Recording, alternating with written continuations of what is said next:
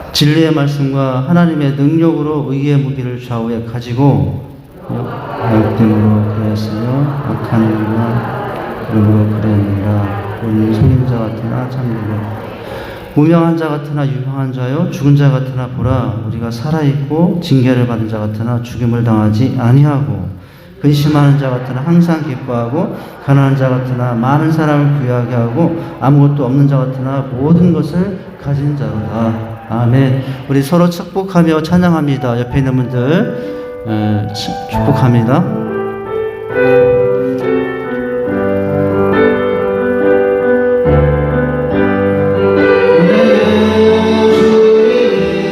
당신을 축복하고 사랑의 주님이 나와 하시네. 은혜의 주님이 당신을 축복하고 사랑의 주님이 함께 하시. 이번엔 내 가슴에 두 손 대고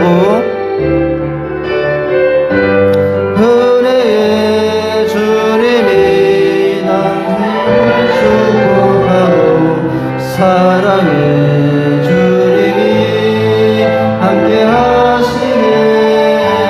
은혜의 주님이 내 삶을 축복하고 사랑의 주님이 함께 하시네. 주님께 두 손 들고 은혜의 주님이 우리를 축복하고 사랑의 주님이 함께 하시네. 은혜의 주님이 우리를 축복하고 사랑의 주님이 함께 하시네. 서로 한번 인사하십니다. 주님이 함께 하십니다. 드린 예물 위해서 기도하고 영상 잠깐 보시겠습니다. 하나님 아버지, 시간도 주님을 사랑하는 마음으로 또 준비한 귀한 예물 드림으로 나갑니다. 드린 손길마다 은혜의 복을 허락하여 주옵소서. 모든 것이 주님의 것임을 고백하는 마음으로 10의 1을 올려드립니다. 허락하신 한 주의 삶을 감사하며 정기 주정 헌금을 드리며 건강한 교회와 선한 사업 선교의 비전을 위하여 건축과 선교의 예물을 드립니다. 기타 감사와 소원을 담아서 드리오니 부족함 삶이 되게 해 주옵소서. 드린 손길마다 영혼이 잘되고 범사가 잘되는 형통의 축복을 더하여 주옵소서. 드린 손길의 삶의 자리마다 은혜를 더하사 수고하는 모든 삶이 헛되지 않게 하시고 30배, 60배, 100배의 열매들로 넘치게 하옵소서. 구원받은 감격으로 구부라여 정성된 마음으로 사모하며 함께 드려지는 예물이오니 은혜의 복을 더하사 하늘의 문을 여시고 때마다 일마다 신령한 복을 더하시며 기름진 복을 더하여 주시옵소서. 삶의 지경이 넓어지게 하시고 하나님의 나라가 더 확장되는 축복도 허락하여 주옵소서. 모든 것이 주께로 왔고 모든 것을 주관하시는 분이오니 언제나 청지기의 마음으로 살아가는 지혜를 더하여 주옵소서. 모든 삶의 터전에 한량없는 은혜와 평강의 복으로 축복하여 주옵소서. 예수님의 이름으로 봉헌 기도하옵나이다. 아멘.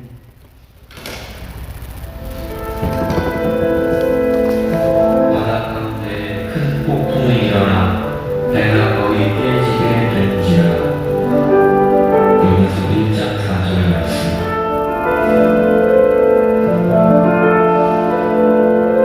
고난은 우리의 인생을 고통스럽게 합니다. 그런데 믿음, 소망, 사랑, 인내, 겸손, 절제는 고난을 만나면 자연스럽게 생기기 시작합니다. 고난 당하기 전에 내가 그렇게 하였더니 이제는 주의 말씀을 지키나이다. 시편 119편 17절입니다. 믿는 자들에게 찾아오는 고난은 만복한 은혜의 모습입니다. 유다가 참배가 폭풍을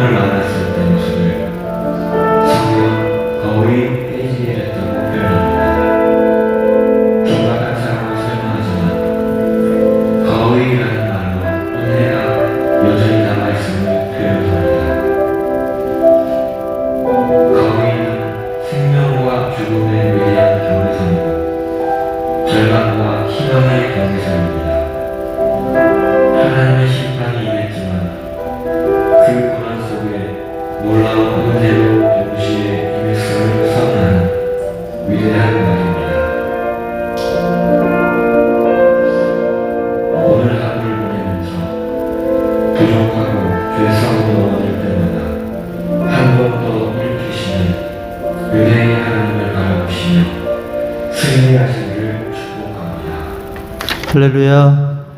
오늘 말씀의 제목은 보라 지금은 은혜 받을 만한 때라라는 제목입니다. 한번 따라서 하시죠. 보라 지금은 은혜 받을 만한 때라. 은혜라는 말은 참으로 감동적인 말입니다. 은혜란 받을 자격이 없는 자에게 값없이 주신 하나님의 호의와 사랑이죠. 우리의 모든 삶이 사실은 하나님의 은혜입니다. 돌이켜보면 내가 누려왔던 모든 것들이, 내가 지나왔던 모든 시간이, 내가 걸어왔던 모든 순간이 당연한 것이 아니라 하나님의 은혜였습니다. 아침 해가 뜨고 저녁 노을, 봄의 향기와 가을의 열매 등 변하는 계절의 모든 순간이 당연한 것이 아니라 하나님의 은혜였습니다. 모든 것이 은혜, 한없는 은혜입니다. 그 은혜가 앞으로도 영원히 나를 붙들고 갈 것입니다. 그 은혜가 평생에 나를 영원히 일으켜 세울 것입니다. 왜 그렇습니까? 그 은혜는 살아가는 모든 순간 항상 내 필요보다 더 크신 은혜가 끊임없이 주어질 것이기 때문이라고 하는 거예요. 그 은혜가 우리를 홀로 흘려야 할 수많은 눈물을 닦아주시며 상한 마음을 만져주게 될 겁니다. 이렇게 온 세상은 하나님의 은혜가 넘치고 있습니다. 이름 없는 작은 풀 하나도 하나님의 은혜입니다. 우리가 숨 한 번 쉬는 것도 하나님의 은혜이고, 앉고 일어서는 것도 하나님의 은혜입니다. 일어서 걸음 하나 움직이는 것도 하나님의 은혜입니다. 주변에서 일어나는 아주 작은 일상 속의 아주 작은 것에, 작지만 거기에 비교되지 않는 크신 하나님의 은혜가 들어있어요. 내 숨 한 번 숨소리에, 내 걸음 하나 그 걸음 속에 작은 거지만 비교되지 않는 큰 하나님의 은혜가 숨어 있습니다. 이같이 우리의 일생의 평범한 모든 것이 사실은 하나님이 베푸신 은혜입니다. 다시 말씀드리면 은혜는 하나님께서 값없이 준 선물이에요. 은혜란 하나님이 그 사람의 어떤 지위나 어떤 공과에 상관없이 자기가 없는데도 주신 하나님의 호의와 사랑과 선물을 의미합니다. 다시 말하여 은혜란 내가 자신의 노력과 힘으로 얻을 수 없는 것을 말하는 것으로, 하나님의 은혜란 도저히 받을 수 없는 처지에 불구함에도 불구하고 하나님에 의해서 받아들여지는 것이 은혜입니다. 어떤 사람이, 이 칼바르트라는 사람은 이렇게 정의했대요. 은혜란 그럼에도 불구하고가 은혜다 라는 거예요. 시편 기자는 은혜의 크심에 대해서 31장 시편 31편 9절에서 이렇게 말하죠. 한번 같이 읽어보죠. 시편, 여기에 은혜가 얼마나 큰가 이렇게 말합니다. 시작. 여호와여, 내가 고통 중에 있사오니 내가 은혜를 베푸소서. 내게 근심 때문에 눈과 영혼이 몸이 새하였나이다. 이렇게 말하죠. 바울은 또한 고린도전서 15장 10절을 한번 읽어볼까요? 여기서도 바울은 자신이 이런 은혜를 받았다고 이렇게 고백합니다. 시작. 그러나 내가 나된 것은 하나님의 은혜로 된 것이니 내게 주신 그 은혜가 헛되지 아니하여 내가 모든 사도보다 더 많이 수고했으나 내가 한 것이 아니 오직 나와 함께 하신 하나님의 은혜로다. 누구보다 수고하고 많은 일을 감당했지만 내가 한 것이 아니고 하나님의 은혜라고 겸손히 고백하죠. 여러분, 그런데 이와 같이 은혜에 대한 깨달음이 있는 사람이 행복한 사람이라는 거예요. 돈 많은 사람, 명예, 권력 가진 사람이 행복한 사람이 아니라 어떤 사람이 행복한 사람이라고요? 이 은혜를 깨달은 사람이 행복한 사람. 아무리 지위, 명예, 세상 화려한 삶이 있어도 이 은혜를 깨닫지 못한 사람은 삶이 너무 공허하고 늘 불행하거든요.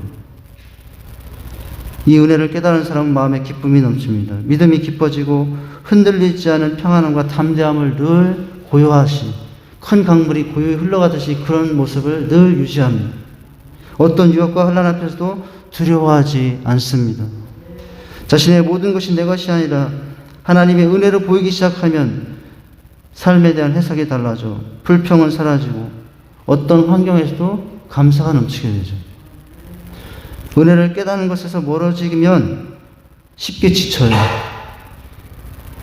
너무 침체에 자주 빠지게 되지만 넘치는 은혜를 깨닫고 사는 사람은 겸손과 기쁨이 넘치고 믿음이 깊어져 여러분 흔들리지 않은 영혼의 고요함과 담대함으로 어떤 환란 앞에서도 고요한 그런 삶의 모습들을 보여줘요.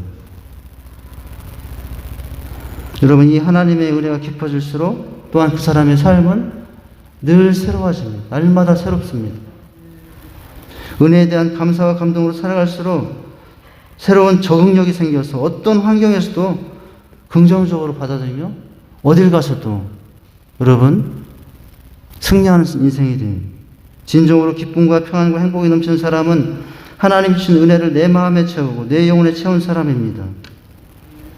여러분은 은혜를 얼마나 채우고 있습니까? 참으로 한없이 부족하고 자격 없는데도 하나님의 은혜로 그렇게 채워진 나를 발견할 때 여러분 그때 그 사람이 하나님 앞에서 같이 있고 행복한 인생이 되는 것이에요. 그래서 신앙생활을 기쁘고 즐겁게 행복하게 하기 위해서는 인생을 그렇게 살기 위해서는 은혜를 깨달아야 돼요. 또 날마다 은혜를 받으며 살아야 됩니다. 은혜를 받아야 합니다. 은혜를 받아야 합니다. 은혜를 받아야 합니다. 은혜 받지 못한 신앙생활은 너무 무척 힘들고 어렵습니다. 오늘 말씀은 이 은혜를 제대로 깨닫지 못하여 불행했던 고린도 성도들의 삶에 대한 바울의 본면에 고린도 교회 대단한 교회였어요. 신약에 여러 교회들이 있지만 고린도 교회만큼 능력이 있고 은사가 많고 여러분 천사의 방언할 정도로 그냥 방언도 아니라 이 교회는 어떤 방언할 정도로 고린도 교회는 천사의 방언할 정도로 대단한 영적인 민감함과 은사가 많았던 교회였어요.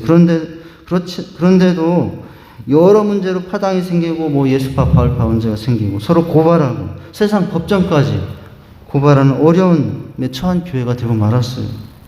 이 교회의 불일치를 해결하기 위해서 바울이 제시한 것이 뭐예요? 은혜. 은혜가 있으면 개인 성도들뿐만 아니라 교회는 서로 사랑과 겸손과 온유로 하나 될 수 있기 때문에 그래요.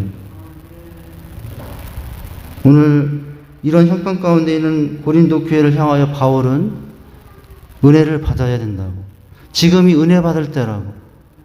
그 삶이 있으면 어떤 새로운 삶이 되는지, 그 은혜 때문에 우리가 어떤 변화된 삶을 살아갈지, 놀라운 인생의 변화가 어떤 인생의 변화들이 일어날지를 말씀을 통해서 다시 한번 설명해 주고 있어요.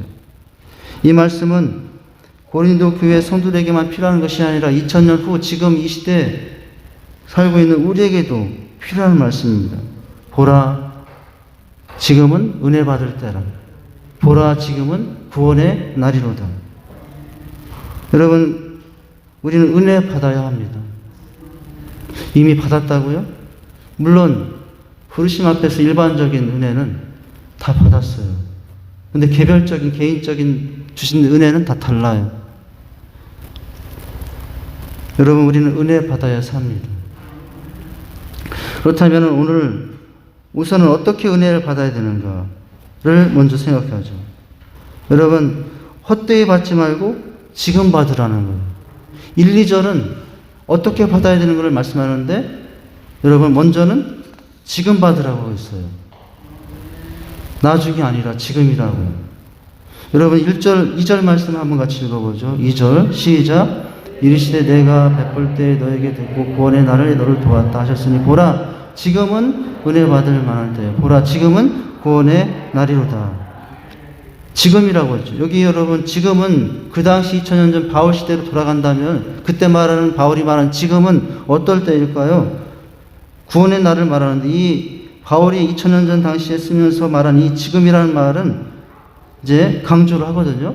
지금이라는 말을 강조하는데 도대체 그 당시 말하는 이 지금은 어떤 지금일까요? 구약의 마지막 시대를 지나 새로운 신약의 시대를 살고 있던 당시 고린도 교인들에게 구약의 그 약속을 누릴 때가 지금이 되었다라고 말씀하고 있는 거예요.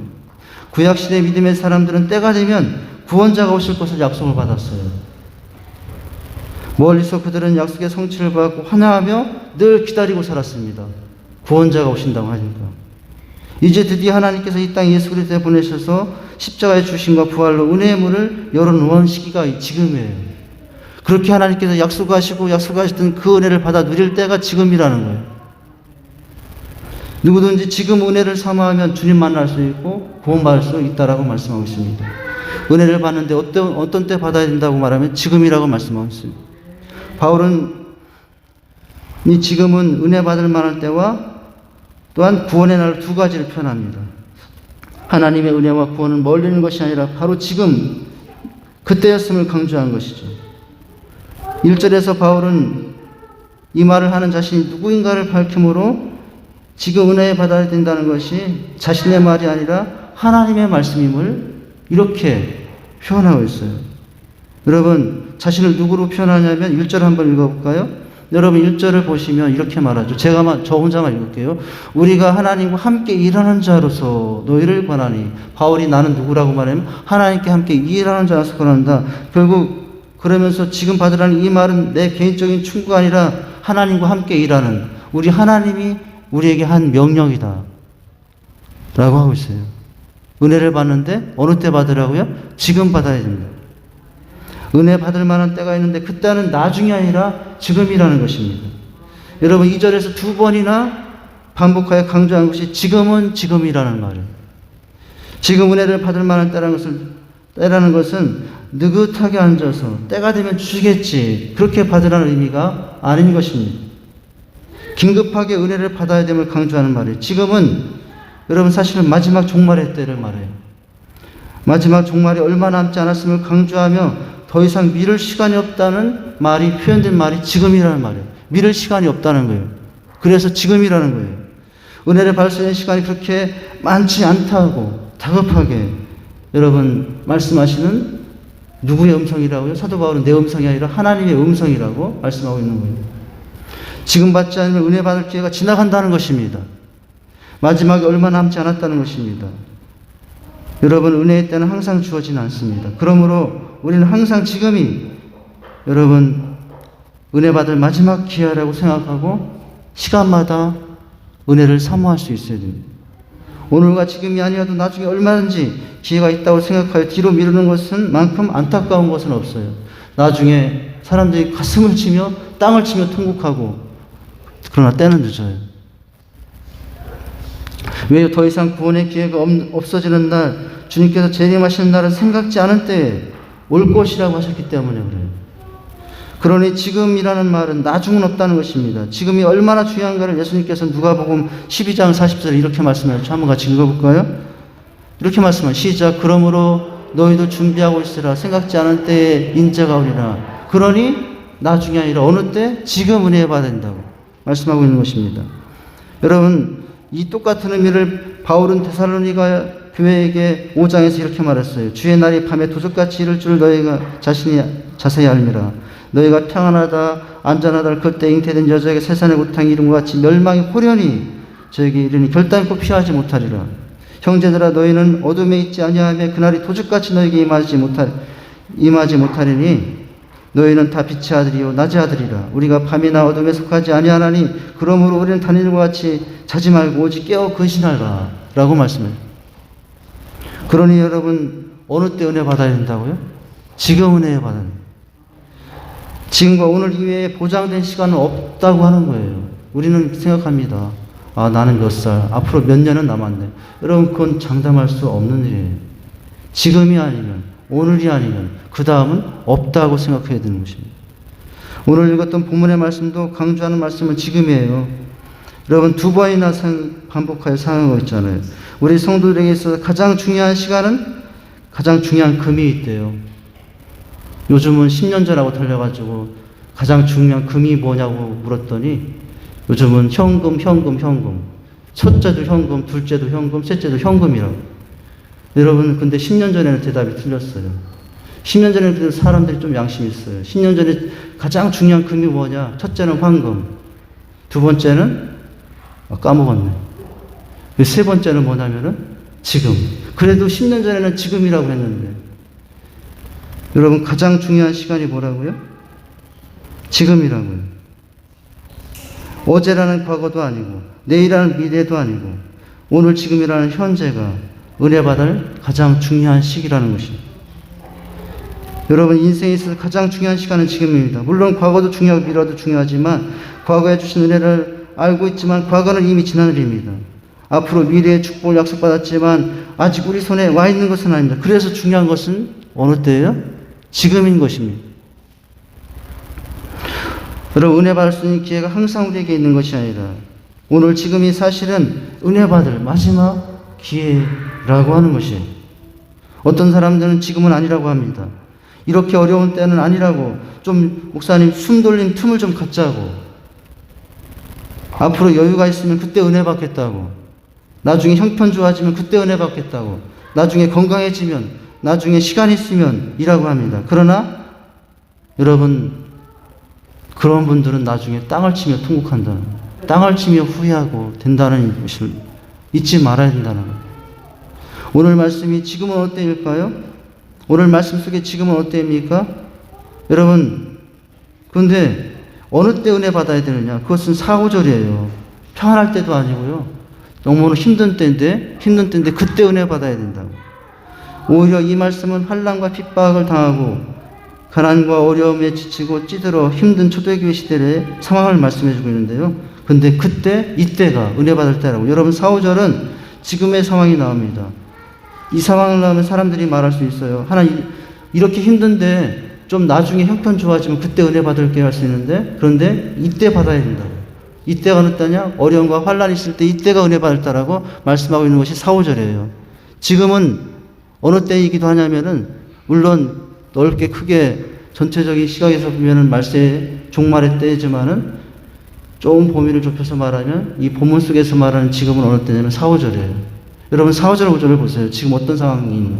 시작. 오직 모든 일에 하나님의 일꾼으로 자천하여 많이 견디는 것과 환난과 궁핍과 고난과 매맞음과 갇힘과 난동과 수고로움과 자지 못함과 먹지 못한 가운데, 이런 환난 가운데 있을 때 이러니 나중에 은혜 받을게요라가 아니라 오히려 이때가 은혜 받을 때라고 말씀하고 있어요. 환난과 궁핍과 고난의 때, 맞음과 먹지 못함의 상황, 어떤 상황입니까? 다른 것에 신경 쓸 여러분 겨를이 없을 정도로 현재 삶이 너무 절박한 상황들이에요. 그런데 그럴 때일수록, 절박한 생활일수록 뭐가 필요하다고요? 돈이 필요하다고요? 명예가 필요하다고요? 은혜가 필요하다고요.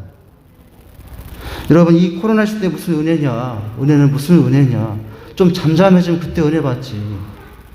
여러분 똑같은 말을 할 수 있는 상황인 거예요. 여러분 코로나 시대이기 때문에 더 은혜가 필요합니다. 그래서 우리 이스라엘은 어려운 가운데 있기 때문에 내 가정에 은혜가 더 필요합니다. 내 자녀에게 은혜가 더 필요합니다. 내 가정의 삶의 현장에 은혜가 더 필요합니다. 여러분 저는 여러분의 지금의 상황이 구체적으로 어떤 상황인지 몰라요. 각자 다를 수 있습니다. 그러나 그 상황이 어떤지 간에 지금은 모두가 항상 은혜가 필요하다고 하는 거예요. 아무런 문제가 없고 다른 어떤 것도 필요하지 않은 너무 행복한 시절을 보내고 있습니까? 그럴 때 은혜가 필요한 시대예요. 반대로 여러분 너무나 큰 절망과 낙심으로 우울한 시간들이 있습니까? 여러분 그래서 더 필요한 것이 은혜예요.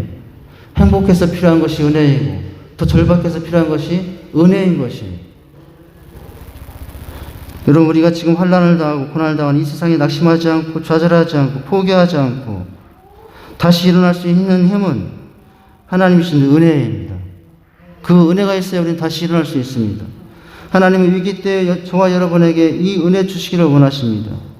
우리가 이 은혜를 받아서 누리며 살기를 간절히 바라고 계십니다. 여러분 지금 은혜 받아야 됩니다. 지금 은혜 받아야 합니다. 지금 은혜 받아야 합니다. 지금 은혜 받아야 합니다. 두 종류의 사람이 있다고 하는 거예요. 어떤 사람은 은혜 받을 자를 항상 뒤로 미루며 피하는 사람, 한 사람이에요. 또 어떤 사람은 늘 오늘 깨어 충실하고 성실하여 은혜 받는 자리를 놓치지 않은 사람이 있어요. 여러분, 누가 더 지혜로운 사람이에요? 두 번째 사람처럼 은혜 받을 자리에 항상 있는 사람이 복 있는 사람입니다. 여러분 에서를 보십시오. 당장 눈앞에 현실이 급하여 장자의 명분을 소홀히 팔고 나중에 누리기도 했다가 여러분 팥죽 한 그릇에 장자의 명을 팔아버리고 나중에 아버지 앞에가 축복받으렸으나 동생 야곱에게 모든 축복을 빼앗고 통곡하고 후회하는 인생, 땅을 치는 인생이 되지 않았습니까? 하나님께서 우리에게 부으신 하나님의 은혜를 받을 기회를 놓치고 후회해서는 안 되는 것이에요. 하나님의 은혜의 때를 무시하고 허비하다가 여러분 통곡하는 날을 맞이해서는 안 되는 것입니다. 여러분 지금 은혜 받아야 됩니다. 오늘 은혜 받아야 됩니다. 오늘 지금 은혜 받아야 합니다. 지금 은혜 받지 못한 사람은 앞으로도 은혜가 없다는 거예요. 오늘 은혜가 없는 사람에게 내일은 없다는 것입니다. 우리는 흔히 오늘 못하지만 내일 있다고 생각하는데요. 그건 아니한 생각이에요. 내 인생의 최고의 여러분 신앙의 절정의 시기는 항상 지금이어야 돼요. 앞으로 어느 날 있을 것 같은 여러분 그런 인생의 황금기는 그저 눈앞에 보이는 착각일 뿐이라는 것이에요. 내 인생의 황금기는 분명 과거도 아니고 미래도 아니라 항상 지금이라고 생각하며 은혜 받으며 살아야 됩니다. 그래야 나중에 가슴을 치며 후회하지 않게 될 것입니다. 여러분 어린아이들이 늘 행복하죠. 아이들 꼬마들 보면은 항상 웃죠. 늘 행복하죠. 그 아이들이 늘 행복한 이유가 있다는 거예요. 왜냐하면 지금이라는 순간이 늘 경이로운 거예요. 아이들이 10년 전, 꼬마들이 여러분 10년 전 일 가지고 10년 전 태어나지도 않았겠지만 여러분 10년 전 일 가지고 막 고민합니까? 앞으로 꼬마들이 어린아이들이 막 그렇게 웃고 깔깔다는 어린아이 행복해하는 아이들이 10년 후의 일을 가지고 막 고민하고 여러분 낙심하고 뭐 철야기도 하고 그럽니까? 그렇지 않죠. 순간순간 지금의 현실에 충실한 아이들 행복의 비결이 거기에 있다고 해요. 아이들이 행복한 이유가. 아이들이 행복한 것은 바로 그 시간 속에서 나름대로 오늘 말로 표현하면 은혜를 받고 누리고 있기 때문이라는 거예요. 여러분 은혜 받는 일을 내일로 미루지 말고 오늘 받아야 될 줄 믿습니다. 오늘 주 앞에 내 힘과 정성 내 모든 것 다 은혜 받아야 됩니다. 여러분 지금 오늘을 하나님의 은혜로 오늘을 새롭게 해야 됩니다. 지금을 새롭게 해야 됩니다. 그래서 여러분 이사야 55장 6절에서 뭐라고 그랬어요? 이사야 55장 6절 한번 읽어볼까요? 시작. 너희는 여호와를 만나만 할 때에 찾으라. 가까이 계실 때에 부르라. 그때가 오늘 누구라고요? 지금은이라고 말하고 있다는 거예요. 너희는 지금 주님 만날 때가 되었다 합니다. 나중은 없다는 것입니다. 우리에게 있는 것은 오직 지금인 것이에요. 지금은 열 세상을 다 주고 또 살 수 없는 너무나 귀한 시간인 것입니다. 여러분 지금 은혜 받아야 됩니다. 지금 은혜 받는 모습이 없고 늘 지난 은혜가 여러분 은혜 받았어요. 지금 은혜 받았어요. 그런데 뭘 헛되이 은혜 받았다고 하는 거예요? 받은 은혜가 내 삶으로 생활로 언어로 행동으로 나타나지 않으면 그거는 은혜를 헛되이 받았다는 거예요. 하나님께서 우리에게 은혜를 주시는 것은 여러분 우리의 삶에 구체적인 변화를 주시기 위한 거예요. 그런데 은혜는 지금 받았다 하는데 나는 은혜 받았다고 하는데 그 삶에 행동의 변화가 없고 언어의 변화가 없고 삶의 변화가 없고 거짓 교사들처럼 여러분 그러고 있으면 누구라고요? 은혜를 헛되이 받은 거예요. 켜졌습니까? 네. 가끔 우리 방송 보시는 분들은 이제 가끔 끊어지는 현상들이 있더라고요. 다시 찾아서 보시면 됩니다. 여기 헛되이라는 것은 텅 비다, 공허하다는 거예요. 은혜 받은 결과가 너무 텅 빈 거예요. 왜 텅 비었어요? 은혜를 받았다는데 그 삶에 뭐가 없어요? 여러분 받은 은혜에 대한 삶의 변화가 없으면 그것은 은혜를 헛되이 받은 것이라고 하는 것입니다. 여러분 하나님의 은혜를 왜 헛되이 받지 말아야 됩니까? 그 은혜는 바로 우리 예수님께 십자가에서 온갖 모욕과 조롱과 고난을 당하시며 주신 은혜이기 때문에 그래요. 여러분 그렇게 은혜를 헛되이 받으면 십자가에서 우리의 죄를 속하시고 위해서 죽으신 예수님의 모든 희생과 사랑이 가치 없는 것이 되는 것이죠. 우리가 어떻게 구원받았습니까? 우리에게 찾아온 이 하나님이 어떻게 우리에게 온 것입니까? 십자가에서 예수 그리스도의 고통과 죽음과 아픔이 없었다면 이 은혜가 우리에게 있을 수 없었어요. 우리 위해서 십자가에서 모든 것을 갚으신 큰 사랑과 자기 몸을 내어주심으로 우리와 온 세상을 구원하신 은혜가 없었다면 여러분 우리에게 이 은혜가 올 수 없었다고 하는 것입니다. 십자가에서 찔림이 있었기 때문에 십자가의 모든 고난과 어려움이 있었기 때문에 여러분 우리에게 은혜가 올 수 있었습니다. 그런데 여러분 받은 은혜를 가지고 우리의 삶이 변화되지 못하고 행동이 새로워지지 못하고 그냥 옛사람의 모습으로 은혜 받았다고 하면서 그대로 살고 있으면 주님의 십자가 은혜를 주님의 십자가의 사랑을 헛된 것으로 만드는 결과가 된다는 거예요. 여러분 어떻게 받아야 되는가? 지금 받으시기 바랍니다. 그러나 헛되이 받지 마시기 바랍니다. 그러면 여러분 은혜 받으면 어떻게 살아가는가예요? 어떻게 받는가를 봤는데 자 은혜 받으면 어떻게 살아야 되는가 하는 거예요. 여러분 3절에서 10절에 나오는데 주어진 환경에 얽매이지 않고 상황에 흔들리지 않고 믿음으로 사는 삶을 산다는 거죠. 4, 5절에서 그것을 말씀해 주고 있어요. 여러분 4, 5절과 5절 속에 10가지의 언급된 내용들이 나오는데 이 10가지는 은혜 받았지만 성도로서 겪어야 될 모든 어려움들이에요. 여러분 은혜 받았는데 이런 어려움이 있어요.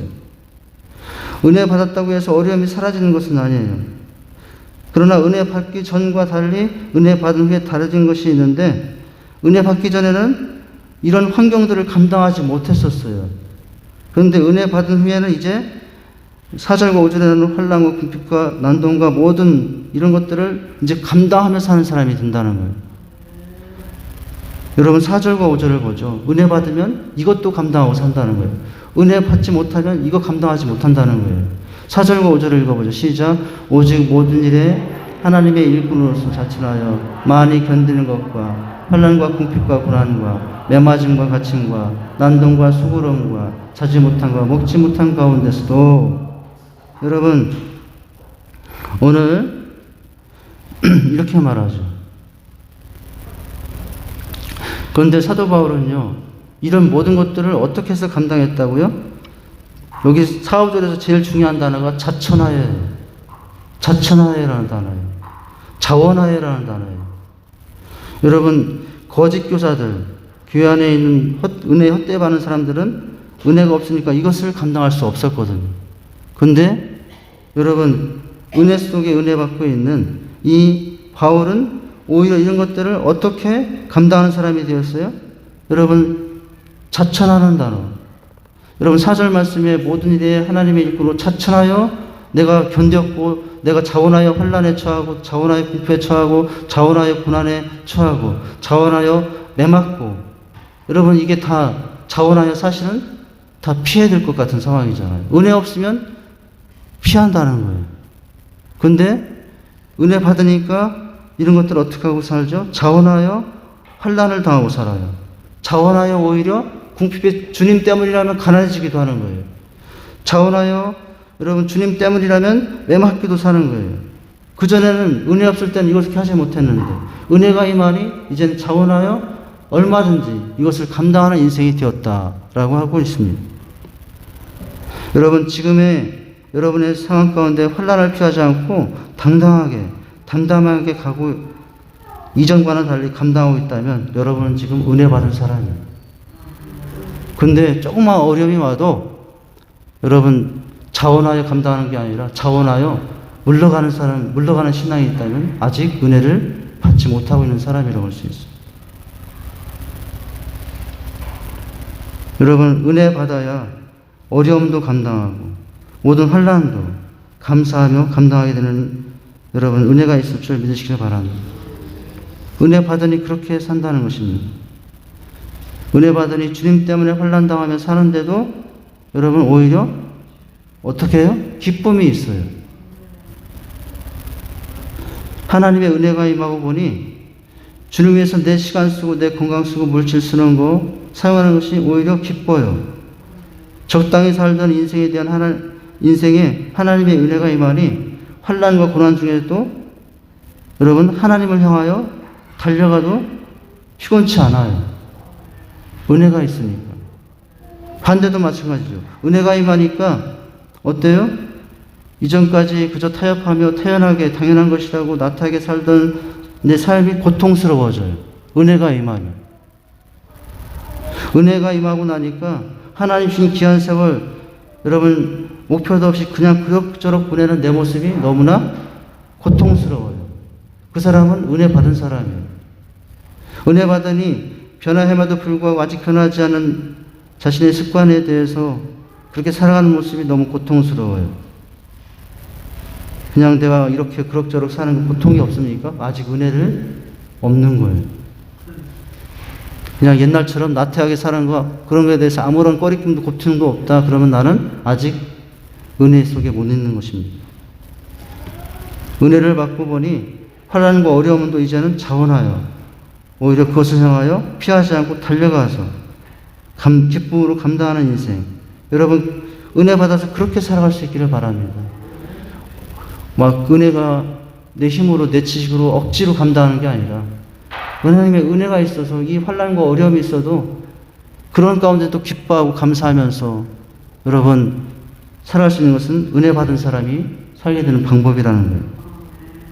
여러분 또한 6, 7절 말씀해 보면은 이런 어두운 상황 가운데에서 또 감당하는 삶을 보여주지만은 6, 7절 말씀에서는 또 더 긍정적인 상황 가운데 또 긍정적인 모습으로 더 나가는 모습을 보여주고 있어요. 여러분 6, 7절 한번 읽어보세요. 은혜 받은 자는 이렇게 산다는 거예요. 시작. 깨끗함과 지식과 오래 참음과 자비와 성령의 감화와 거짓없는 사랑과 진리의 말씀과 하나님의 능력으로 의 무기를 가오에 가지고 은혜를 받고 보니 이제 하나님이 은혜 속에서 여러분 우리 마음에 우리 인격에 심어준 이런 덕목들을 가지고 이제 살아가는 거예요. 깨끗한 순결 지식. 여러분 이런 덕목들이 어떤 역할을 하게 하죠? 어려움 가운데 그 고난을 견디어 하나님의 일꾼으로서 바른 길을 가게 하는 덕목들. 은혜 받으니 순결하게 살고 은혜 받으니 어떻게 살아요? 참으며 살고 은혜 받으니 그 은혜로 어떻게 살아요? 자비를 베풀며 살며 성령의 능력으로 진리의 말씀으로 좌우에 지치지 않고 산다는 거예요. 여러분 그런 은혜가 있기를 바랍니다. 여러분 한 소설에 이런 소설이 있는데요. 예수님 만나 고침받은 사람들의 그 후의 이야기. 길을 가다가 알코올 중독자를 만났어요. 이 사람 보니까 많이 낮춘 얼굴이에요. 언제 만났죠? 예수님 말합니다. 내가 안전방해 할 때 내가 고쳐준 사람이다. 그런데 어떻게 하다가 알코올 중독자가 되었냐고 물었더니 이 사람이 대답합니다. 안전병에 있을 때 어떻게 하는지 구걸해서 먹고 살았는데 건강해지고 나니 할 일도 없고 환영해주는 사람도 세상에 안 있고 와서 그래서 술에 빠져서 알코올 중독자가 되었다고. 그 안전병에는 그 후 은혜에서 멀어지니 옛날로 돌아간 것이죠. 길을 가다가 창녀를 만났어요. 현장에서 가나마다 붙인 창녀였던 거죠. 용서받고 구원해 줬는데 어떻게 된 거냐고 물었더니 아유 그 후의 삶이 쉽지 않더라고요. 은혜에서 멀어지니 다시 옛날로 돌아가 창녀로 돌아갔대요. 한참을 가다가 폭력배를 만났어요. 누군가 했더니 예수님이 고쳐준 소경이었어요. 안 보였을 때는 여러분 안 입고 치사한 것들 안 보였는데 눈 뜨고 나니까 은혜 없이 살다 보니까 세상 온천지 치사한 것뿐만 보여가지고 이제 주먹을 쓰는 사람, 울고 화를 잘 내는 사람이 되었어요. 다 은혜 받지 못하고 은혜로 살지 못하니 옛날로 돌아간 모습이죠. 여러분 은혜 받고 순결함과 순결과 지식과 인내와 자비와 진리의 말씀과 성령의 능력으로 살아야 계속 새로운 삶을 살 수 있습니다. 여러분 고침받았다고 눈 떴다고 용서받았다고 은혜 없이 살면 다시 옛날로 돌아가 버리는 과거의 삶이 될 수 있는 것이죠. 여러분 이제 마지막 8절 10절을 보죠. 여러분, 은혜 받으면 어떤 삶을 사느냐? 세상을 새로운 눈과 새로운 시각으로 바라보며 여러분 살게 된다는 거예요. 8절과 10절에는 여러분 은혜 받고 난 후에 새로운 세상, 새로운 시각으로 자신의 인생을 바라보는 내용이에요. 물론 자신의 이야기이기도 하지만 우리 성도들의 이야기이기도 하거든요. 여러분 8절과 9절 10절 한번 읽어보겠습니다. 이게 이제 은혜 받고 나니까 이렇게 자신의 삶을 바라보면서 산다는 거예요. 8절 9절 10절 읽겠습니다. 시작. 영광과 욕됨으로 그러했으며 악한 이름과 아름다운 이름으로 그러했노라. 우리는 속이는 자 같으나 참되고 무명한 자 같으나 유명한 자요 죽은 자 같으나 보라 우리가 살아있고 징계를 받은 자 같으나 죽음을 당하지 아니하고 근심하는 자 같으나 항상 기뻐하고 가난한 자 같으나 많은 사람을 부유하게 하고 아무것도 없는 자 같으나 모든 것을 가진 자로다. 누가 이런 사람이 된다고요? 은혜 받은 사람이 이런 사람이 된다고요. 여러분 지금 읽은 말씀에서는 은혜 없는 세상 사람들의 눈에 비친 성도의 모습이 앞부분에 나오고 하나님과 하나님의 은혜로 사는 성도들에 비친 자신의 모습을 대조하여 놓고 있어요. 대꾸를 이루는 이 구절에서 앞부분은 은혜를 모르는 세상 사람들이 보는 우리들의 모습이에요. 그 오해입니다. 앞부분은 오해예요. 뒷부분은 성도들이 은혜의 시각으로 자신을 바라볼 때 시간인데 이게 진실의 모습이에요.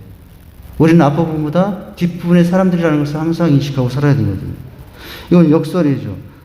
여러분, 이런 시각의 차이가 도대체 여러분 시각의 눈이 어디에서 왜 열렸죠? 뭐 때문에 열릴 수 있었죠? 은혜 받아 은혜를 깨닫게 나니 은혜가 뭔지 알고 나니 인생을 바라보는 시각이 이렇게 달라진 것입니다.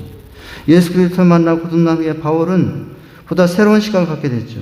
은혜를 받고 보니 영적인 세계를 알면서 갖게 된 새로운 시각이 있는데 모든 사물과 모든 상황을 나타난 대로만 보이는 것이 아니라 그것이 있게 하신 하나님의 보다 큰 세계를 보게 되고 또 모든 사물과 모든 상황을 여러분 있는 대로 판단하는 것이 하나님의 시각에서 판단하며 사는 것이에요.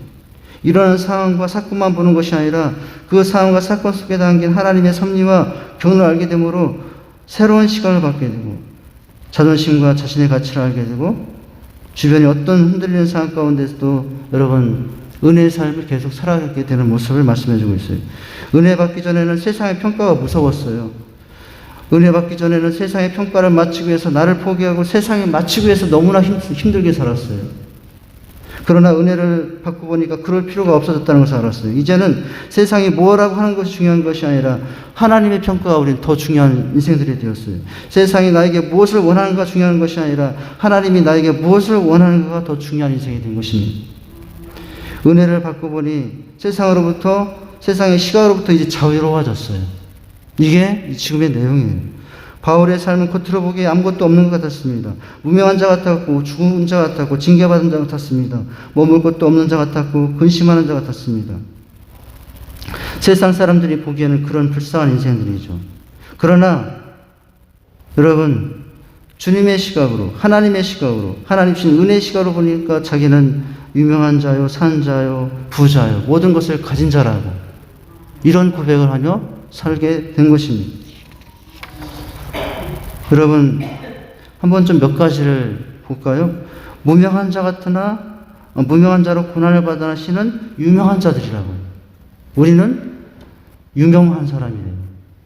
여러분 한 사람 한 사람 다 유명하신 분들이에요. 세상에서는 무명하나 은혜를 받고 새로운 시각을 보니까 하나님 나라에서 유명하다는 거예요. 여기 무명하다는 말은 무시당한다는 의미가 있는데 여러분 세상은 우리를 향해서 무식하다고 미련하다고 무시하죠. 어떻게 그런 걸 믿냐고 어떻게 비전을 말하고 도무지 이 과학의 시대에 무슨 믿음으로 사냐고 무시하죠. 이게 무명한 자의 삶이에요. 세상은 우리를 이렇게 무명한 자로 무시합니다. 그런데 여러분 은혜 받고 새로운 시각으로 보니까 하나님께서는 우리는 유명한 자는 거예요. 여러분 세상 사람들은 나를 인정하지 않고 무시하지만 여러분 누가 나를 인정하니 나는 유명한 자예요? 하나님이 나를 인정하시니 여러분 우리는 유명한 자가 된 것입니다. 여러분 나를 누가 인정하느냐가 중요한데요. 정말로 세상에서 어떻게 유명하다고 할 때, 정말 높은 사람이 나를 인정할 때 그 사람이 진짜 유명한 사람이거든요. 근데 여러분, 우리를 누가 인정해 주고 있어요? 만군의 모든 것을 주관하신 하나님이 우리를 인정하시니, 여러분, 우리는 누굽니까? 유명한 자라는 것이에요. 은혜 받고 새로운 시각으로 보니 주님께서 나를 알아주시고, 여러분, 내 모든 형편 알아주시고 내 모든 상황 알아주시니 나는 무명한 자가 아니라 유명한 자가 된 것입니다. 여러분, 얼마나 큰 은혜입니까? 할렐루야. 여러분, 우린 다 그래서 유명한 자예요. 한번 옆에 있는 분에게 가까이 하지 말고 당신은 유명한 사람입니다. 누가 알아주니까? 세상이 아니라, 회사, 시장이 아니라 안 알아줘도 누가 알아주시니? 하나님이 알아주시니, 그냥 아는 것이 아니라 속속들이 다 알아주시니 얼마나 유명한 자입니까? 여러분, 죽은 자 같으나 하나님은 살아있는 자라고. 세상 사람들이 보면 우리는 죽은 자 같은 사람들이에요. 죽은 자나 마찬가지 미친 사람들이라고, 죽은 자 같은 사람들이라고, 도대체 이해할 수 없는 사람들이죠. 근데 여러분, 진짜 우리는 세상 사람들에게 죽은 자 같으나, 여러분, 우리는 하나님을 향하여서는, 은혜 속에서는 산 자로, 살아있는 자로 살아가고 있는 사람들이라는 사실을 늘 기억할 수 있길 바랍니다. 징계를 받은 자 같으나 죽음을 당하지 않고, 여러분, 우리 믿음의 사람들 보면은 믿는다 하는데 왜 이렇게 고난이 많아요? 하나님 믿으면 고난 없어야죠. 하나님 믿으면 자녀도 잘 되고 건강도 좋고, 여러분, 모든 게 잘 돼야지. 왜 어렵습니까? 그런데 사람들이 보면은 우리는 하나님을 믿는다는데 오히려 누구로부터 징계를 받은 사람으로 보여요? 하나님으로부터 오히려 징계를 받은 사람으로 보여요. 그러나 잘못된 시각이죠. 여러분, 우리에게 다가있는 고난은 믿는 사람들에게는, 여러분, 멸망과 심판으로 끝나는 불행한 일이지만, 우리 믿는 사람들에게 당하는 고생은 징계 같은 것처럼 보는 오히려, 여러분, 하나님이 놀라우신 예배하신 합력 가운데 선우시는 축복의, 여러분, 그런 통로가 되고 있다는 사실을 기억하시길 바랍니다. 이런 징계를 받으나 우린 죽음당하지 않은 인생들이라는 것을 기억하시길 바랍니다. 여러분, 근심하는 자 같으나 항상 기뻐하는 자라고요. 교회 다닌다고 하더니 어느 날부터 울어요. 교회 가서 울고 오고, 이것 때문에 울고 오고, 하나님 괜히 믿었나? 왜 교회 갔다만 이렇게 눈물을 울고 오나? 여러분, 사실 우리 예수 믿고 나면은 근심이 더 많아져요. 세상 사람들이 알지 못하는 근심. 세상 사람들이 많은 근심이 아니라 세상 사람들이 이해하지 못한 근심이 많아져요. 그래서 그 근심 때문에 더 눈물이 많아져요. 하나님 믿음. 눈물이 마를 날이 없습니다. 아직도 예수를 알지 못한 남편을 생각하니 눈물이 마를 날 없고, 돌아오지 못한 자식들을 생각하니 눈물이 마를 날 없고, 아직도 구원받지 못한 내 직장의 동료를 생각하니 눈물이 마를 날이 없고, 여러분, 교회를 생각하니, 어려워진 교회를 생각하니 눈물이 마를 날이 없고, 이 땅에 하나님 나라가 약해지는 것을 보니 눈물이 마를 날이 없고, 그래서 믿으면 오히려 뭐예요? 근심이 많아지는 것 같아요. 근데 여러분, 오늘 그 근심은 오히려 하나님께서 기뻐하는 근심이요. 오히려 여러분, 그 눈물 속에 무엇이 주어지는 눈물이, 저게 아픔입니까? 하루의 평강과 샘솟는 기쁨이 주어지는, 여러분, 그런 은혜의 모습이라는 사실을 기억하시길 바랍니다. 바울이 말했어요. 너희가 이런 근심도 해보세요. 하나님 나라 위해서. 세상 사람들은 우리 그렇게 말합니다. 불쌍하다고 생각해요. 무슨 재미로 사냐고.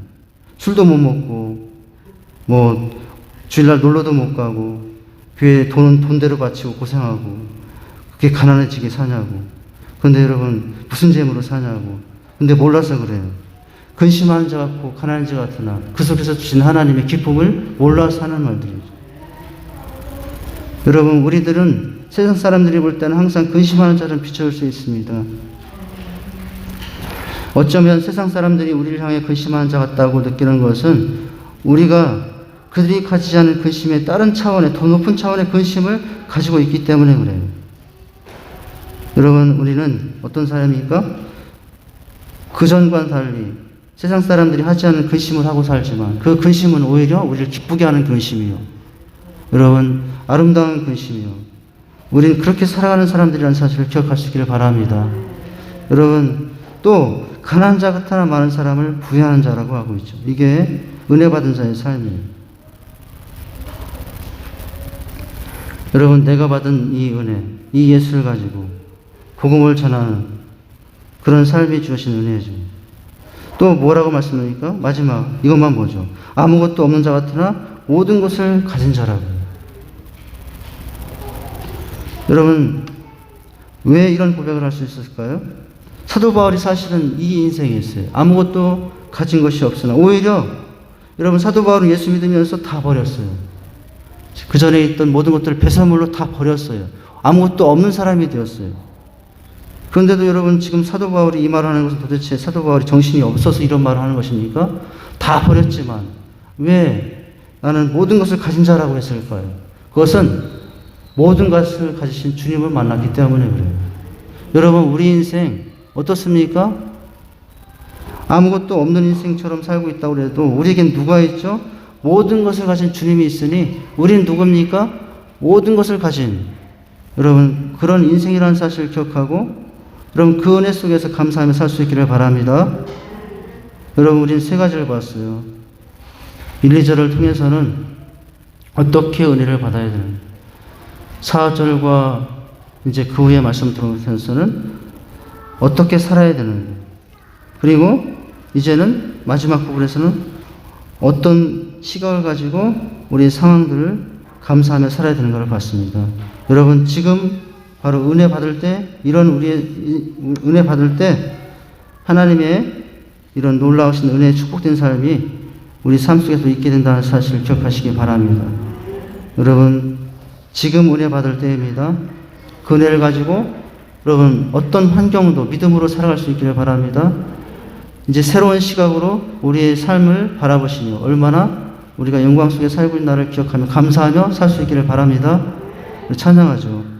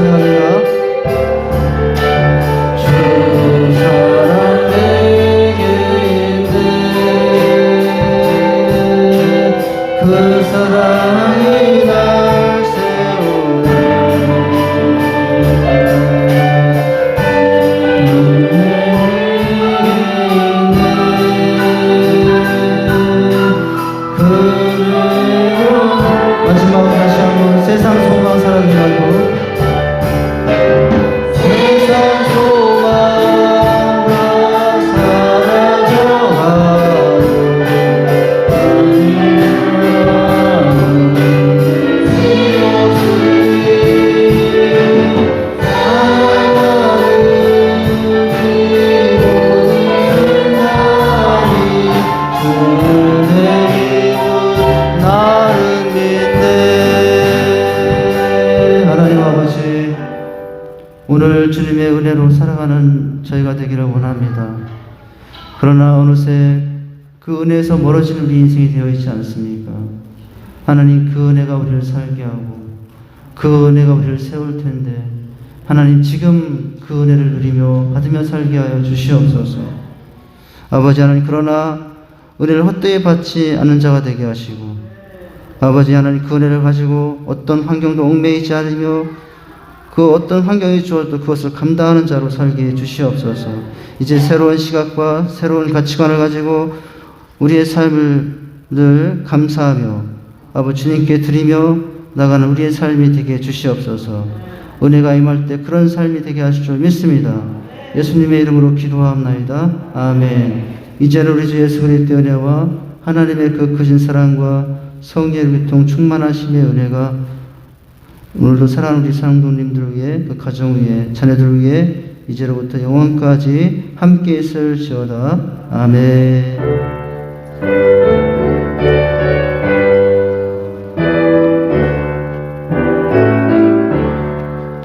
떡을 가져가십니다. 빈곤순 권사님께서 준비해 주셨습니다. 모습 보내